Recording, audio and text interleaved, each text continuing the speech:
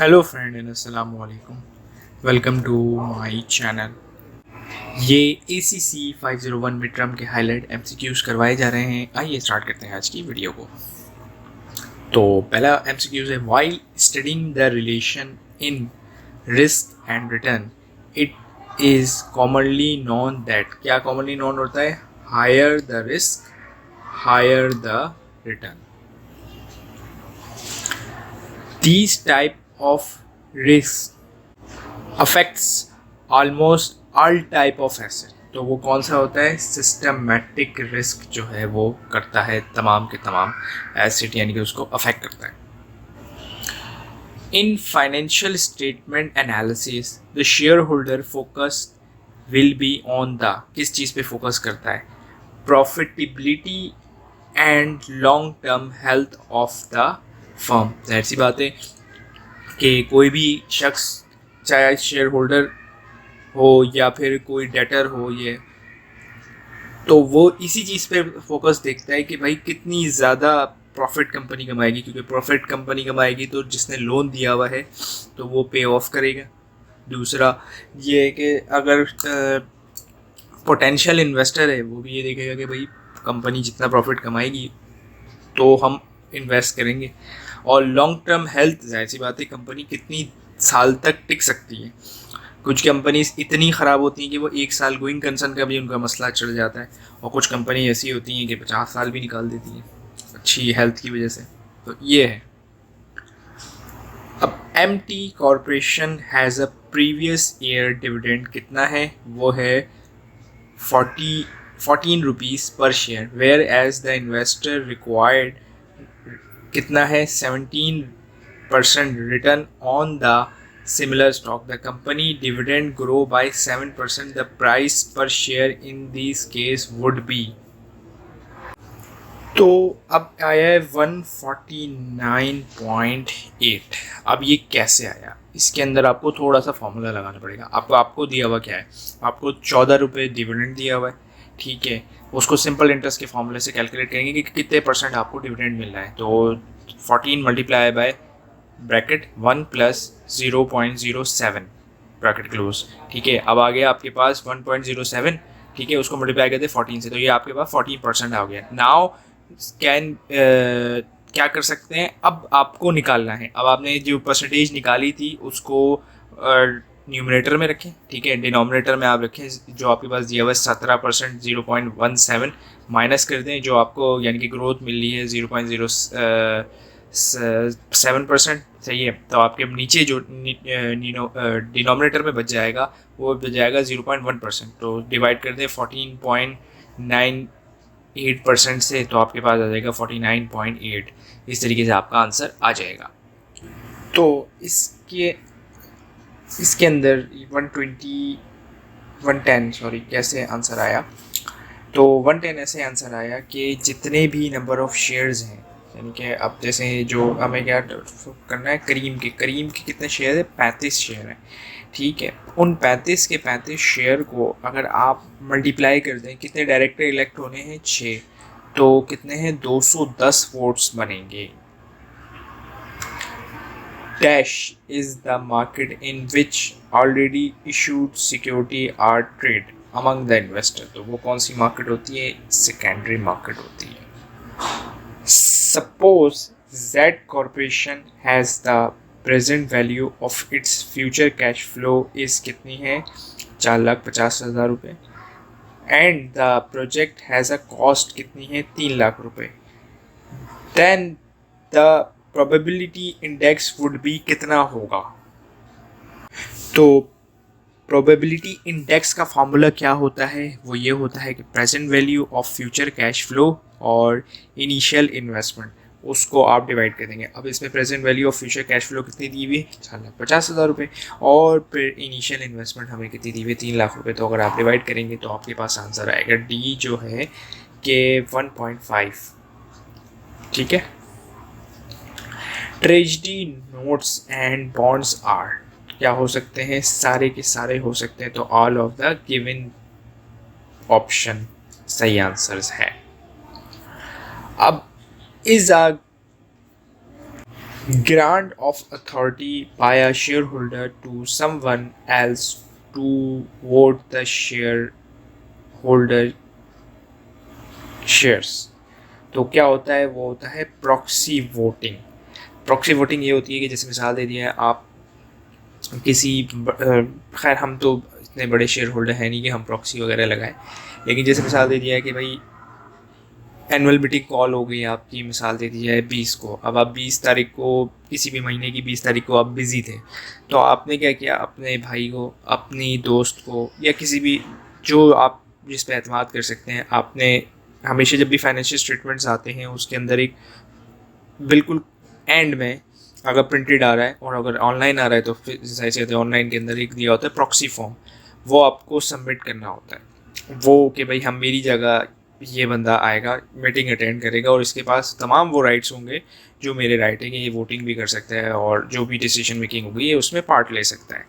तो वो proxy form आपको जमा कराना होता है कंपनी में।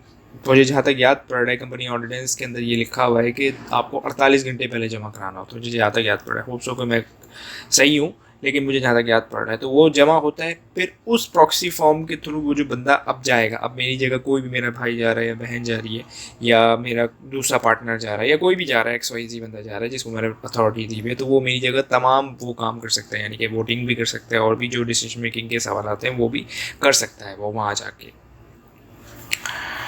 अब payment of the dividend is at the डिस्क्रिएशन of the dash, किसके हाथ में होता है, तो वो होता है बोर्ड ऑफ डायरेक्टर के हाथ में, ना शेयर होल्डर, ना स्टेक होल्डर, ना चेयरमैन के।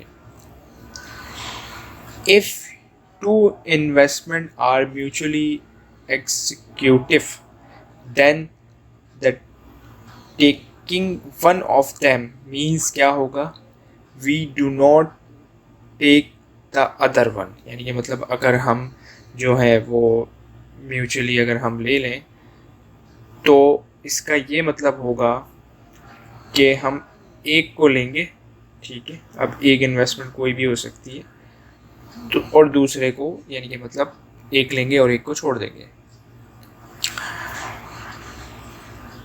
अब है probability index rules is to take on an investment if the index exactly कितने पे हो, 1 पे हो। जैसे ही 1 होगा आप इन्वेस्टमेंट उठा लें और अगर 1 से नीचे हो तो आप इन्वेस्टमेंट छोड़ सकते हैं। ये एक समझ लें आइडियल सिचुएशन बताई जा रही है। अब average accounting return is a measure of accounting profit relative to book value. Book value भी यानी मतलब कंसीडर की जाती है। It is not usually for a project to have side or spillover effect, both good and bad. This phenomena is called, क्या कहलाया जाता है, ये है all of the given, यानी कि मतलब जितने भी आंसर दिए हुए हैं, जैसे कि इरोजन है, पायरेसी है, कैनिबलाइजेशन है, तो ये तमाम की तमाम चीज़ें यानी कि इसका सही आंसर है। तो इसका सही आंसर क्या होगा, all of the given option. अब मिस्टर मुनीर परचेज कर रहे हैं गुड्स ऑफ कितने की, 1 लाख रुपए की, on 1 June 2006 for from Zeeshan and brothers on credit terms कितनी है, 3 and 10, net 230। On July 9, Mr. Munir decided to make payment to Zishan brothers. How much he would pay to Mr. Zishan? तो इसका सही answer है 97,000। अब ये कैसे आया, अब इसके अंदर देखें दो चीज़ें आपको एग्जामिनर ने दी हैं। वो ये दी हैं कि 3 डिवाइडेड बाय 10 यानी कि मतलब 3% डिस्काउंट मिलेगा अगर आप जो है वो पेमेंट क्लियर करोगे, सही है, जल्दी, ठीक है, 30 दिन से पहले। इसका मतलब ये है, तो आपने कितने की परचेज़ की, 1 लाख रुपए की, ठीक है, और आपने तो 10 दिन में ही, यानी 10 दिन से पहले ही आपने डिसाइड कर लिया कि हम जो है वो फुल सेटलमेंट करेंगे, तो आपने 1 लाख रुपये की परचेज़ की, 3% आपको डिस्काउंट मिलेगा, तो 1 लाख का 3% होता है 3,000 रुपये। 3,000 रुपये आपने माइनस की, 97,000 आया इस तरीके से। Which statement is true about the relationship between weightage, average cost of capital and value of a firm in the eyes of investor? तो क्या है, they have an indirect relationship। सही आंसर है आपका। Dash refer to the extent to which fixed income security, debt or preference stock are used in a firm capital structure. तो ये क्या कहलाते हैं, financial risk. Difference between the returns on a risky investment and that on a risky free investment. तो वो क्या है, risk premium, यानी कि जितना आप रिस्क लेंगे उतना आप प्रीमियम, जाहिर सी बात है, आपको मिलेगा, लेकिन ज़रूरी नहीं है कि हर रिस्क पे प्रीमियम मिले, क्योंकि लॉस भी होता है। जितना रिस्क होता है उतना लॉस का भी चांसेस होते हैं। A group of assets such as stocks, bond held by an investor, तो ये क्या कहलाता है, ये कहलाता है portfolio. If the variance and standard deviation is larger than the spread in return will be क्या होगा, more होगा। The following risk is entirely wrapped out by diversification. तो वो कौन सा होता है, अनसिस्टमेटिक रिस्क जो है वो आप ख़त्म कर सकते हैं, सिस्टमेटिक रिस्क ख़त्म नहीं कर सकते, वो रहता ही है। जैसे मिसाल दिया कि सिस्टमेटिक रिस्क की कि भाई बम फट गया, अल्लाह न करे कि वॉर हो गई, ठीक है, ये कुछ नहीं हुआ, फ्लड आ गया, या कोई भी ऐसी इवेंट हो गया जो आपके कंट्रोल में है ही नहीं, या टेरर अटैक हो गया।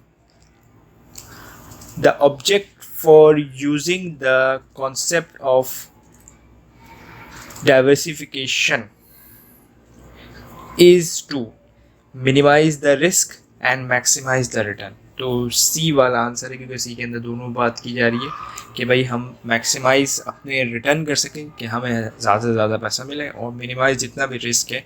वो आपने एक मशहूर कहावत है कि don't put all eggs in one basket, कि तमाम अंडे एक जगह नहीं रखो, वरना अगर टूटेंगे तो सारे एक साथ टूटेंगे। तो ये मशहूर कहावत है। मैं उम्मीद करता हूँ ये वीडियो हेल्प करेगी आपकी एग्जामिनेशन प्रिपरेशन में। Thank you for watching this video and Allah हाफिज़।